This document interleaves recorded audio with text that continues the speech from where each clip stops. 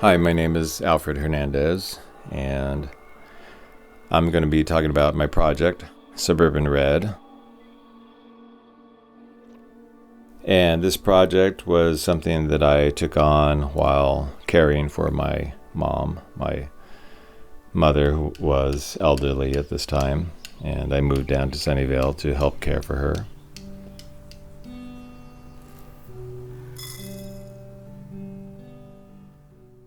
And while I was doing that, I was teaching a class in San Francisco, cinematic storytelling. And for that class, the students would make a short video as their final project.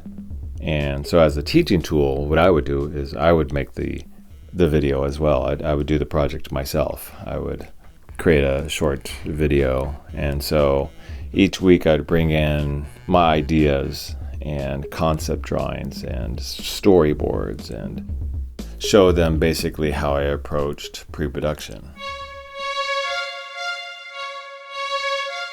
I would bring in photographs of the development of props and behind the scenes images of the filming of the project. As I started getting into production and shooting, I would bring in footage and I would explain choices that I made on cinematography and lighting and acting, my choices as an actor, because I acted in these videos.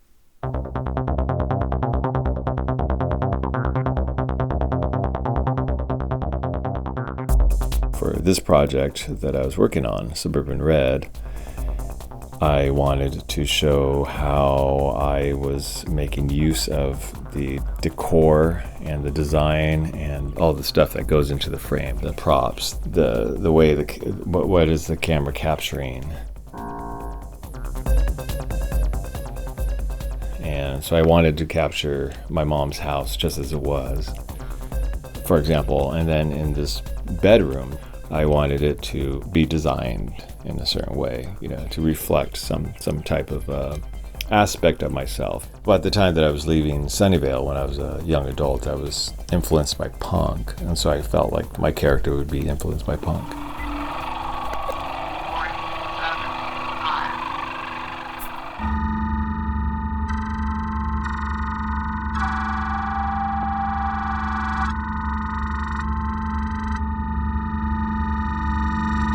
So at the end of the semester, I would show my video, and the students would show their video.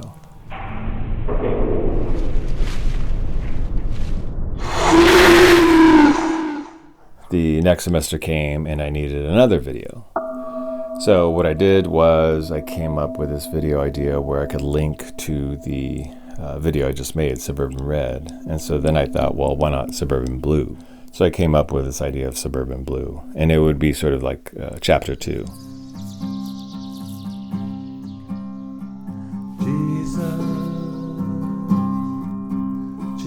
And in Suburban Blue, there's interesting sort of idea about where, almost like snakeskins, like the character in Suburban RED sees the snake in the night, this giant, this dragon, like a giant snake in the night, and he wakes up as if in a dream, from a dream into another realm, into another version of himself.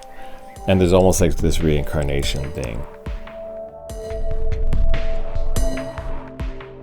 For each semester, I needed another video. And so these chapters sort of went on, and they were almost like color scheme, like wakes up in purple, in a world of purple, or wakes up in a world of orange, wakes up in a brown world, or wakes up in a gray world.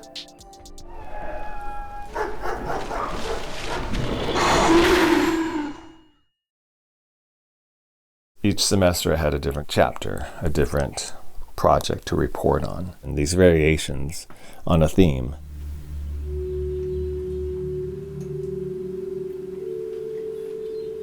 The theme was very simple. There was a man taking care of his father. And then there's this sci-fi fantasy aspect where there are these strange things happening in the night, red things glowing in the sky or in the ground, and elves running through the backyards and dragons lurking in the suburbs.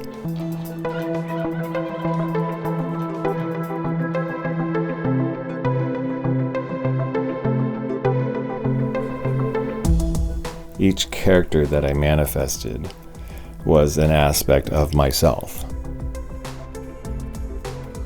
The me that is the hippie me, or, the hip hop me, and how I identified with Salvador Dali or Suits, the assimilated me that kind of wanted to be white and to fit in.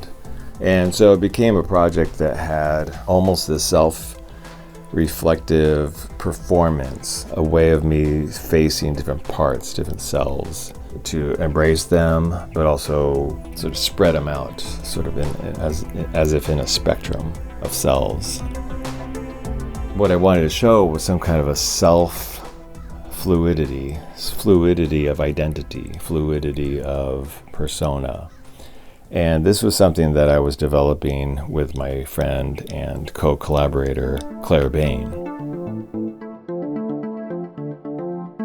Claire and I had this process where we would fluidly just move from one persona into another. And we would do it pretty quickly with just sort of a pile of garb to put on our bodies in front of us. And this practice of moving from one identity into another really informed me and what I was doing with my characters for Suburban RED. And eventually Claire and I, we act out different characters in Suburban RED as I tell the story in what I call the prologue. All the characters in the gallery are played by Claire and I. Some of these characters were somewhat planned out ahead of time, but also there was that idea of just bringing a pile of clothing and then just throwing something on and seeing what we could do.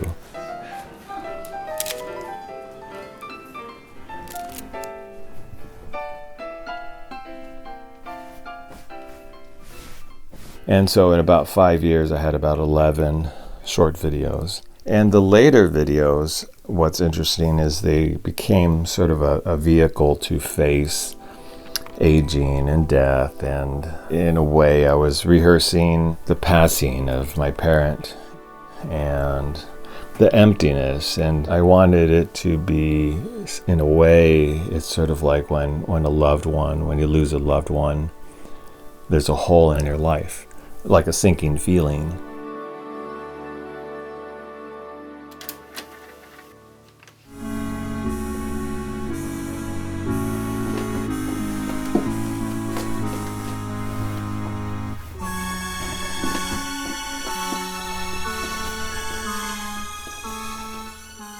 There is the man cave, and people talk about the man cave and how the man goes to this, let's say in the suburbs, you'll have your garage and you tinker around with your car parts or like a miniature model train set world in the garage.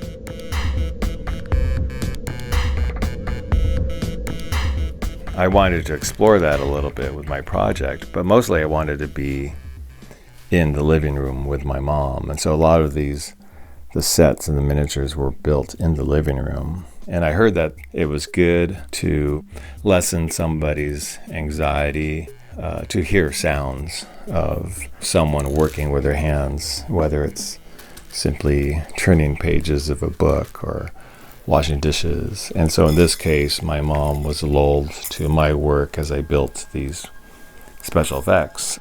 Snipping and snapping and sanding and painting and twisting and tearing and cutting and all these sounds that go into the work of building things with your hands.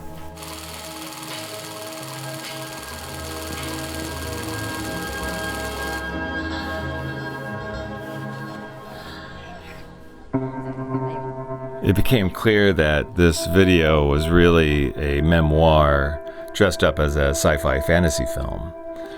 And so the memoir is literally on the walls. and also in the character and what he wears and how he wears his hair and the various images and signifiers that show some aspect of my life. So in a sense, it's a personal, autobiographical piece. The more tactile world that I and my mom grew up with, where you have, for example, objects in your hand and you press a button or you click something, or you pull a lever or squeeze a button and it goes hum or it clicks. And these were tools and ways that we had to communicate and to interact and to record and show, project media and images. And the selfie, for example, back in the day was a process that was very different than what you have nowadays. And so something about documenting through memoir, the capturing of these things, these props, as a way of telling autobiography.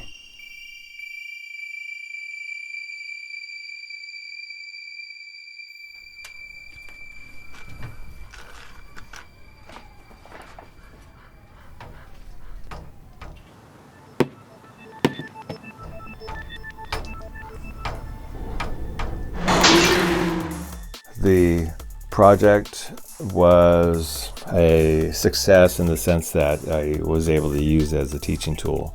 And my students seemed to really engage because they liked the fact that I was using animation. And I show, for example, the special effects. My style is practical effects, masks and models, and they're photographed.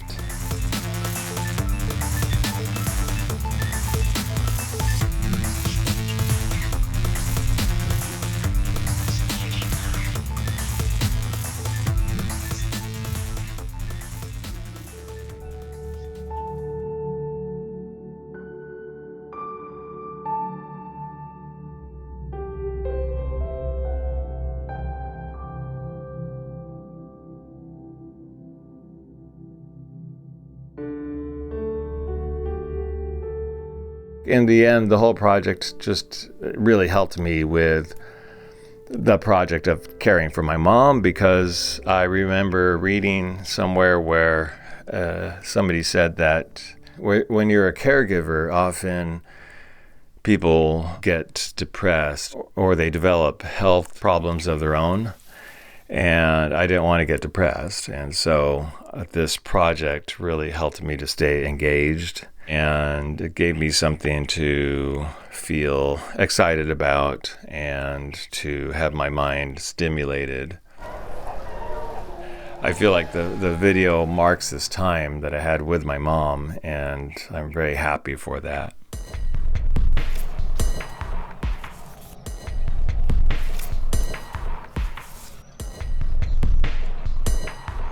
It's a funny thing looking back on the project and feeling a little bit of a sense that I was the artist living in the artwork. I was the actor in costume living on the set, sleeping in this bedroom set. Although there's this air of isolation and loneliness throughout the project, the reality is that I had a lot of people around me. I had my brother who was also caring for my mom, and my whole family helped out, as well as my nephew who I would shoot ideas off of, and we did some music for the project together. And although all the things that I was doing in regard to facing aging and death were good and interesting, nothing quite prepares you for the ultimate truth when somebody you love dies. But my mom did live on for another 4 years after the project was made.